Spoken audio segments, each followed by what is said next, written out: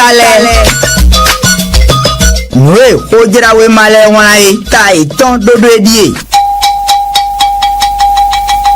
Tó talẹ̀ èdòtó zanzan lẹ́bi.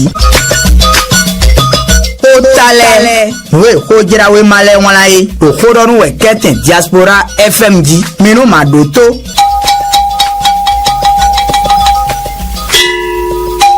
Reversement des armes dans la fonction publique, Talon est le médiateur appelé au secours. Nyewe wala mi vedo atoro mito, le matinal itengbi, ewe wala bodo tintimendoli, yeme yen, men si nous plomen tobo injo kohono a chepa tolei, e nan soye, ben a rosa hozo ato, do beneto mitomeo, e ne okozan, ben wala we mansedo, to gan beneto ton podo médiateur de la République au pan, bodo yini dalo eme, bonon nous neido idée n'était lo tingbi bon le matinal et un igbido nous rien bon miena que nous déo dynamisme fou et un igbido nous bo ruiner nous bo dodo dans les dossiers de reversement des AME la FENACIPIB saisit les autorités à travers des lettres ouvertes yewedo a dynamisme fou et un igbi et wedo mo nous yen bon miena do so gbeje lo quarantaine nous bo dodo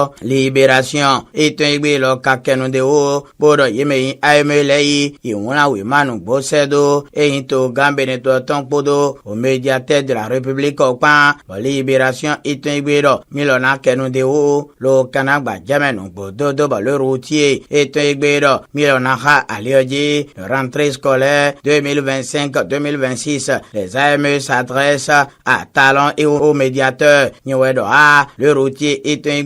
et loro miena kenu de o lo na gba jemenu bo dodo ba to viemi menado ma jemera pa ino kwe dandan todo mi to a chepa o padri talonto e mai gboje si azanu kontan vosun kwe me mine dion ton azanu kontan so son ton gbe o ina baso ye du ine me o les quatre vérités gbe ton wa ro titi me dori ina fonu tura chepa me flanu fobono so yen so mi kwa fo kwa ton kuno pogo ton na meten pa me ya les quatre vérités gbe ton e do miena so do Gilo na Kendeo, rentrée gouvernementale du 1er septembre prochain, un remaniement pour faire gagner la mouvance en 2026, cambio les quatre vérités béton, et ça donne autant, le cambio nous dodo toro mito, toho dosian liron, tak boume, calavisin kameo, newe nous les karik betaou, info matin, et un ibiwaro titi menoye, et un somi demain leton, le gansora aïzen gomeo, on godime, le toho rogbeta upe le renouveau mais il a sodo et il we maje ben a deux somi les ici aliron ouais zamba mon contentant bon info matin itégbe calendrier législative 2026 dans la 6e circonscription électorale le positionnement des candidats crée la division au sein de l'UP le renouveau ni ouais on a info matin itégbe et ouais que nous de ou boromie na gba jamenu bododo défi info itégbe lo que nous de rencontre de vérité et de pacification entre députés, maires et autres acteurs politiques de l'UP le renouveau de la 6e circonscription électorale de la comédie sur fond hypocrisie. Nyewedo a et dans défi fouitengbi wekendeo to pour la gagner des menoniers gasora aizengo tonle et namoide bonasi do kuruide meon nuemo emiedi wendo manahin podo yemenu pa et maime pomando ide gbesewe àwọn ìtàn mẹ́díàn mẹ́ndélẹ́rù gbọ̀pọ̀ mẹ́ bó káyìn òkàlà bọ̀dé fíẹ̀ fún ìtàn ẹgbẹ́ wọn la de graves préalables sciemment occultes de l'eau dans la bergerie se passe pour les saints nyewẹ́dọ̀ a identifié fún ìtàn ẹgbẹ́ ìwẹ́dọ̀ mílíọ̀nù kẹnu de o lo kanagba jẹ́mẹ̀nù bò dọ́dọ̀ bàtọ́ bíyẹ̀ mi mìnàdó mọ jẹ́mẹ̀dà páyínà wẹ́ dandan tó mi tọ́ décryptage fún ìtàn ẹgbẹ́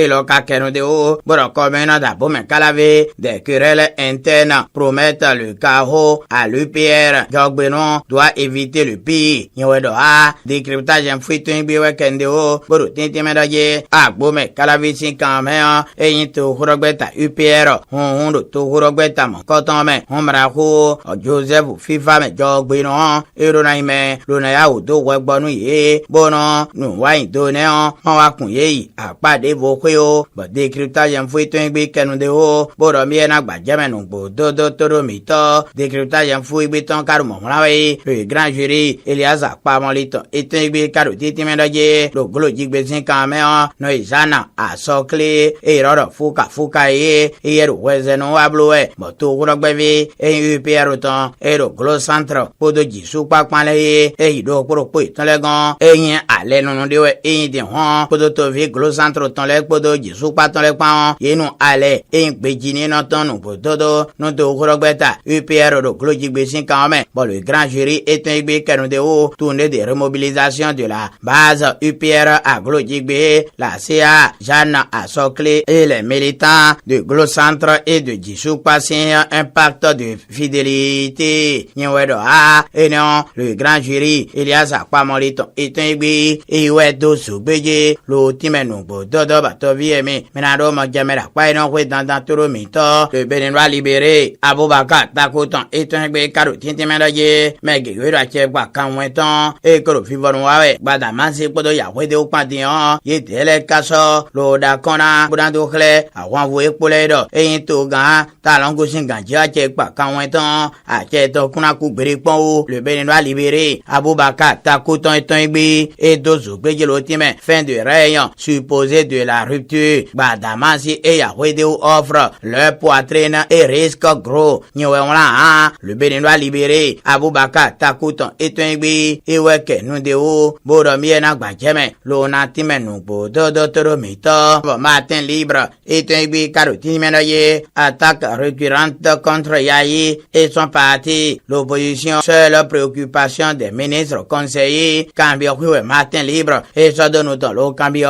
borotiti menoye yeme ministre conseiller le yinoro nu mododo boni Yayi podo to rogbe daton pan we yeme maru gbodo ache pa le ewe kayen nu gbove eyen au ministre conseiller les frano fois et no matin libre et tenigbe we so cambio huido nu ton lo cambio nu bodo toro mito le soleil bine info et tenigbe karoye élection générale de 2026 talon et Yayi de fauves qui se renifle nyewe wala et le soleil bine info et tenigbe e we dozo gbeye borotiti medoje fi mede dian to rogbeta ira che pa gudo e podo e kado guda che pa pon mero poro azoton wawe bosina uyo karo azoyin iton lo wawe bonu somi le na je kungbe bo kana je gangbe nu bododo yedo eneme wenwe ni ai gba kan rubo so ma do gba gudo e ene oje na de to azoiwa mero poro ayoji ene le soleil bine enfuiten gbe e wero mi na kenu de o lo na gba jeme nu bododo toro mi to bo soleil levant amusa fata uton ka ton gbe boro tinti meraje yeme yin maleno boro eyin so abasin kan mele yemo ide lo du kwenu bododo bo je hungbe bo ka je gangbe eyin nde lo bo so eyin gan fata o nano mindi e pasone o lo bobulo be je hungbe lo je gangbe bo soleil levant à Moussa Fata autant qu'un de haut développement spirituel et social dans la cité lacustre. L'Union islamique de Sceaux avancelle définitivement son engagement. Le président Fatao Nano Midi gagnant le pari d'une bonne organisation.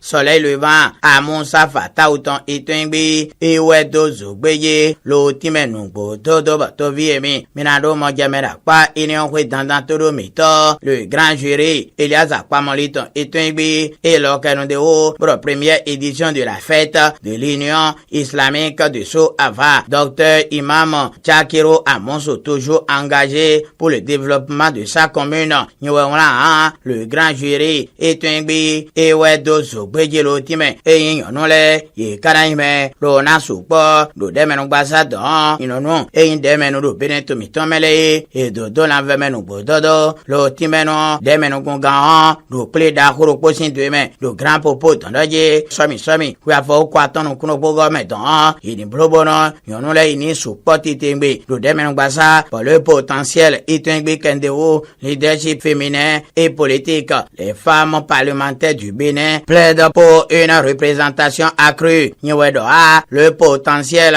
itengbe ewedo miena kenudeo lo nagba jamenu bododo toromito la boussole itengbe lo kenudeo pour son engagement en faveur du leadership féminin. Louis Vlavono honoré par les femmes parlementaires du Bénin. Nyewedo a la boussole itengbe wekendeo doje nyono eyen demenu boro Bénin to miton melei bepeple ton don mara ko Louis gbe onu Vlavono do azotin teme wa edi nyonle sinu konairo do to hodo sin ale no eni wa zombe don tun beje un gbe lo je kan gbe bo la boussole itengbe kenunde o nu vonu aizonu bedo kon e kon Emmanuel Akpojelo ewe na monje be vigil da so hanfa ina chendo propo miton le bono ni so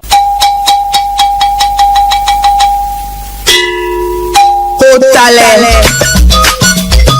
Nwe ojira we male wonai ta iton dodo edie Tale edoto zanzan lebi Tale Nwe ojira we male wonai to kodonu we keten diaspora FMG minu madoto